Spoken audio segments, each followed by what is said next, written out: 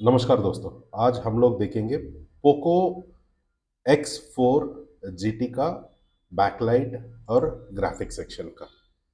Okay, ये भी आप देखेंगे यहाँ पर नॉर्मल सर्क्यूट ही है। यहाँ पर आपका आईसी जीटी के अंदर ये पर्टिकुलर मॉडल का आईसी है। ओके, U6419 मतलब ये आइडेंटिफिकेशन नंबर है और ये सीधा कहाँ पर कनेक्टेड है? J6401 पे जा रहा है। क्लियर? ये जा रहा है। तो यहाँ पर हम लोग देखेंगे तो वीसिस मतलब आपका बाकी फोनों में वीसिस जो वीपीएच होता है वो यहाँ पर क्या बन चुका है? वीसिस बन चुका है। बस उतना ही डिफरेंस है और कोई डिफरेंस नहीं है। ओके, यहाँ पर क्या बन चुका है? वीसिस करके है। इस मॉडल में कल कल वीडियो के अंदर भी बोला था मैंने, वो वाला। यहाँ पर आप देखेंगे तो ये इंडक्टर है। ये दोनों इंडक्टर है। दो इंडक्टर्स होते हैं वीपीएच लाइन में, वीसीस लाइन में। यहाँ पर अब लोगों को बहुत ज़्यादा कंफ्यूज होगा कि कौन सा इंडक्टर को बदलना है। तो बहुत लोगों ने, मैंने देखा है बहुत सारे लेटेस्ट फोन में बैकलाइट सेक्शन में आपको ढूंढने जाएंगे ना तो वहाँ पर दो दो इंडक्टर्स देते हैं, मगर इसको देख के आप लोग कंफ्यूज हो जाता है। बिल्कुल ऐसा नहीं है। देखिए क्या देखना पड़ता है, ये इंडक्टर और डायोड का इस वाला चीज़ को देखना है। ओके, डायोड कौन सा है? ये एनोड है और दूसरा साइड यहाँ पर क्या होता है? यहाँ पर कैथोड होता है। ओके, एनोड और कैथोड। सो इस लाइन में देखना पड़ता है, आप ये वाला कहाँ पर कनेक्टेड है देख के आप ये वाला काम करना पड़ता है। ओके, एक ही लाइन में ये कनेक्टेड है नहीं है इसको देखना पड़ता है। क्लियर?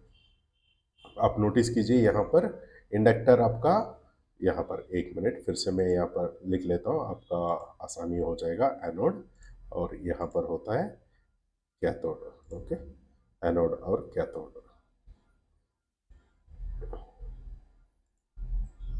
एनोड और कैथोड। तो यहाँ पर क्या देखना पड़ता है? ये इंडक्टर और डायोड एक ही लाइन में कनेक्टेड है नहीं देखना पड़ता है। मतलब इंडक्टर का एक साइड में वीपीएच होता है, दूसरा साइड में डायोड का एनोड साइड में कनेक्टेड है या नहीं है देखना पड़ता है। ओके, सो यहाँ पर आप देखेंगे तो यहाँ पर आपका फिर दूसरा इंडक्टर क्यों चाहिए? ये वाला इंडक्टर क्यों चाहिए? देखिए ये वाला इंडक्टर तो समझ में आया, ये तो आपका बैकलाइट के लिए जरूरत पड़ता है। मगर इस सर्क्यूट के अंदर आप नोटिस करेंगे तो ये वाला आपका ग्राफिक्स बनाने के लिए यहाँ पर आपका नोट्स नीचे मिल जाएगा। देखिए ये एलएक्स एलसीडी जो है, ये काम होता है आपका एलसीडी बूस्ट कन्वर्टर।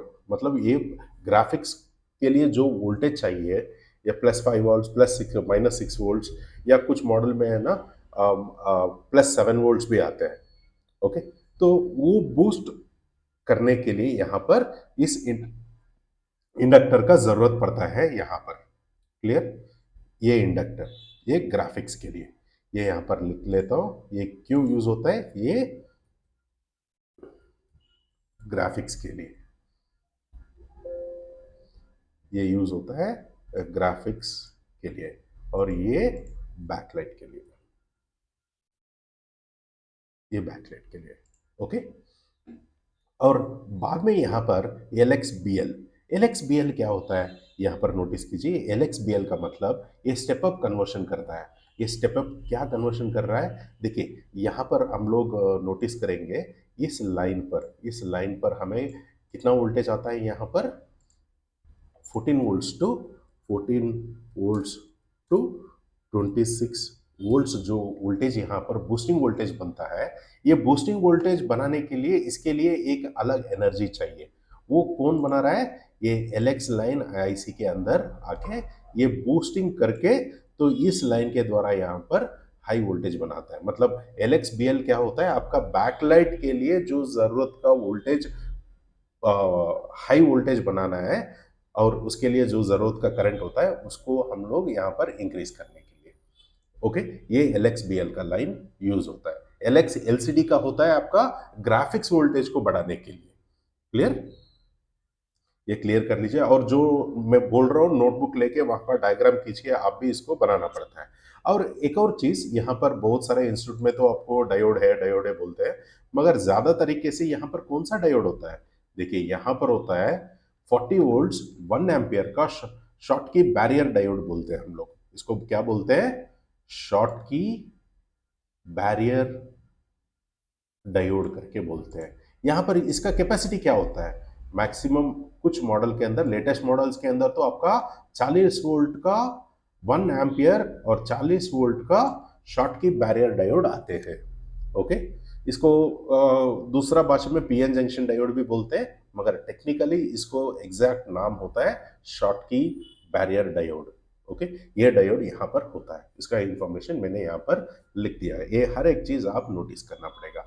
यहाँ पर स्कीमेटिक में अंदर देखेंगे तो यहाँ पर आप नोटिस करेंगे तो एक और चीज है, यहाँ पर नोटिस करेंगे L6412 मैंने लिखा है, मतलब कुछ मॉडल के अंदर यहाँ पर इंडक्टर ही है मगर इसका इंडक्टर नहीं है, एक रेसिस्टर के जैसा ये काम करता है। ये इसका कैपेसिटी क्या है, 120 ओम्स का रेसिस्टर है यहाँ पर। ओके, ये अगर टूट जाता है तब भी आपका बैकलाइट नहीं बनेगा। ओके, और यहाँ पर इस लाइन को हम लोग स्विचिंग भी बोलते हैं, इस लाइन को SW लाइन भी बोल सकते हैं, या नहीं तो OVP करके भी बोलते हैं। मतलब ये हुआ आपका बूस्टिंग वोल्टेज वाला लाइन। ओके, यहाँ पर क्या होता है, 40 वोल्ट्स का 40 वोल्ट्स और 1 एम्प का शॉर्टकी बैरियर डायोड यहाँ पर रहता है। ओके, और ये सर्क्यूट कंप्लीट होने के लिए आपको क्या जरूरत पड़ता है, एनोड लाइन। इस पूरा लाइन को हम लोग क्या बोलते हैं, यहां से यहां तक ये पूरा लाइन को हम लोग बोलते हैं एनोड लाइन। क्या बोलते हैं, एनोड लाइन बोलते हैं, इसको एनोड लाइन बोलते हैं। क्लियर। अभी कैथोड भी चाहिए, ये WLED सिंक 1 सिंक 2 सिंक 3, यहाँ पर इस मॉडल में देखेंगे तो यहाँ पर आपका 3 कैथोड लाइन्स है। 3 कैथोड लाइन्स आईसी के अंदर से लेकर डिस्प्ले के अंदर तक 3 लाइन्स अलग अलग लाइन बन के जाते हैं। तो इसको याद रखना, यहाँ पर एक दो लाइन टूट जाएगा, एक लाइन टूट जाएगा, तब भी आपका बैकलाइट आने का चांसेस बहुत कम होते हैं।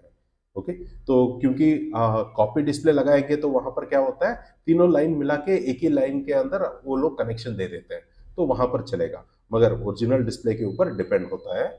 ऐसा वाला प्रॉब्लम अगर आ रहा है तो इसका मतलब सिंक लाइन भी आप नोटिस करना पड़ेगा एक बार। ओके, ये हुआ आपका बैकलाइट सेक्शन। बैकलाइट सेक्शन कहां से कहां तक है, तो देखिए बैकलाइट सेक्शन आपको यहां से लेकर इधर तक बैकलाइट सेक्शन है, इधर तक आपका बैकलाइट सेक्शन है।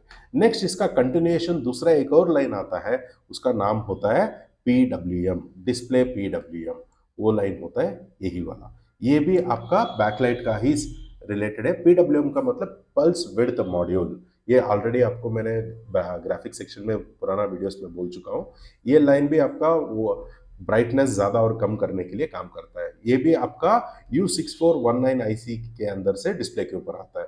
ये लाइन टूटने से भी या वाटर डैमेज के अंदर बहुत सारा ऐसा इश्यूज आता है, ये लाइन में भी दिक्कत होता है, इसमें प्रॉब्लम होता है, तब भी आपका फोन के अंदर आपका बैकलाइट ग्राफिक्स, बैकलाइट नहीं आएगा, ग्राफिक्स आएगा, बैकलाइट नहीं आएगा। क्लियर, ये क्लियर कर लीजिए पहले। और नेक्स्ट होता है आपको ग्राफिक्स, इसी के अंदर ग्राफिक लाइंस। ग्राफिक लाइंस यहाँ पर क्या क्या होता है, देखिए ये वाला ग्राफिक लाइंस है। ओके, नेक्स्ट आपका ये लाइंस भी ग्राफिक लाइंस है, और नेक्स्ट आपका ये भी ग्राफिक लाइंस है, सीपीयू से कनेक्टर पर आता है। ओके, नेक्स्ट आपका आता है ये भी आपका ग्राफिक लाइंस ही है।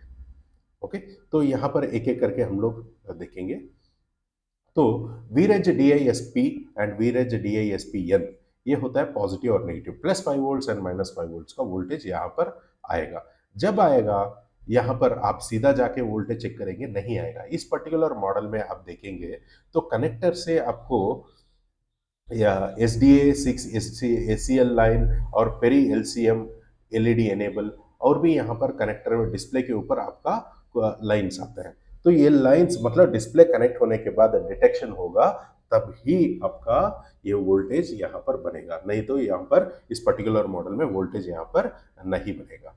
एक चीज यहाँ पर मैंने बताया GPIO LCM BIOS 1 एनेबल, तो वो आईसी के अंदर आने के बाद क्या हुआ, ENP ENN, मतलब एनेबल पॉजिटिव एनेबल नेगेटिव करके इसका नाम बदल चुका है आईसी के अंदर आने के बाद। Okay, clear. यहाँ पर क्या होता है, यहाँ पर देखिए, in CPU this pins are known as PDN, मतलब सीपीयू के अंदर जाके आप चेक करेंगे, इसका नाम होता है PDN करके होता है।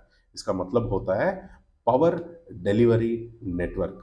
इसका काम क्या होता है, तो यहाँ पर जो डिटेक्शन होता है, मतलब डिस्प्ले कनेक्टेड है या नहीं है, सीपीयू को इंफॉर्मेशन भेजने वाला पिन्स यही होते हैं। ओके। और नेक्स्ट होता है आपका एससीएल और एसडीए 6। यहाँ पर ध्यान रखिए, इस मॉडल में एससीएल एस और एसडीए 6 ये पर्टिकुलर कनेक्शन आपका स्पीकर एम्पलीफायर 1, स्पीकर एम्पलीफायर 2, दो स्पीकर एम्पलीफायर्स होते हैं इसके अंदर, इस आईसी के अंदर भी आते हैं, और इसके साथ में आपका फ्लैश आईसी के अंदर भी यही लाइन जाते हैं।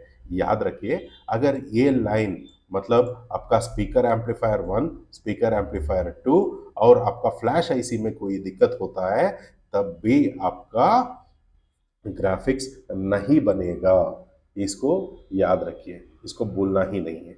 ओके। एंड नेक्स्ट होता है आपका एमआईपीआई डीएसआई। डीएसआई का मतलब डिस्प्ले सीरियल इंटरफेस, ईएमआई का मतलब इलेक्ट्रोमैग्नेटिक इंटरफेस। ये कंपोनेंट्स आते हैं, वो कंपोनेंट के द्वारा कनेक्टर पर जाता है, वहां से डिस्प्ले, मतलब ये एमआईपीआई लाइंस के अंदर जो भी हम लोग ग्राफिक्स देखते हैं, पिक्चर देखते हैं, वहां पर टेक्स्ट मैसेज देखते हैं, ये पूरा ग्राफिक्स इसी वाला एमआईपीआई ग्राफिक्स के लाइन के द्वारा ही हमारा फोन के अंदर डिस्प्ले के ऊपर ग्राफिक्स आता है। आप ये वीडियो बार बार देखिए और नोट्स भी बनाइए ताकि आपको आसानी से समझ में आ जाएगा। ये मॉडल था Poco X4 GT backlights and graphics section. इसको डायग्राम आप खींचना है और हर चीज़ यहाँ पर मैंने लिखा है, ये पूरा आप इसको देख के आप पूरा क्लियर होना है। Thank you.